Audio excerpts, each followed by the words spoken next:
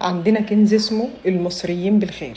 انا طبعا ما اعرفش مين اللي قال الجمله دي، بس انا شفت الترند بتاعها على تيك توك، فحبيت ابص بصه سريعه كده على حياه المصريين في الخارج عايشينها ازاي.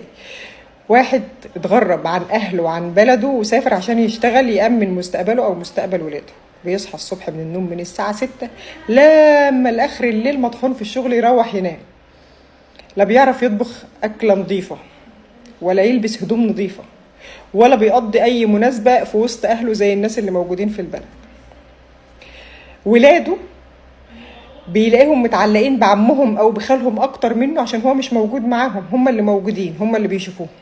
ينزل اجازه تلاقوا مكشين منه كده واخدين جنب. بعد التطور التكنولوجي الايام دي اللي احنا بقينا فيه مش زي زمان طبعا، بقى بيكلمهم فيديو كول، بس برضو المكالمات الفيديو مش كل حاجه. انا اعرف ناس لما ابوهم مات ما زعلوش عليه، لان ما نعرفهوش طول عمره في الغربه، بينزل اجازات ما بنشوفوش، يعني متعلقين بعمامهم وبخلانهم اكتر، ما شافوش ابوهم. وعشان يتلاشى الجزئيه دي وياخد مراته واولاده معاه، فما بيعرفش يحوش. يا دوبك المصاريف هناك زي المصاريف هنا، الدنيا برضو في الدول التانية دي غاليه، مش بيحوش بالطريقه اللي الناس متصوراها. وحاجه كمان على المصريين اللي في الخارج او اللي في الغربه، اللي بيموت منهم شهيد لقمه عيشه،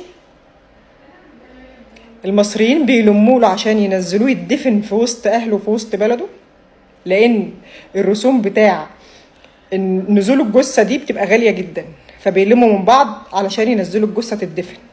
واذا ما قدروش يدبروا المبلغ، بيضطر يدفنوه في البلد اللي هو مات فيها. فتخيل بقى يعيش غريب كله حي وميت، اهله حتى ما يعرفوش يروحوا يزوروا قبره يترحموا عليه ولا يقرأوا له سوره قرآن. ادي المصريين بالخارج.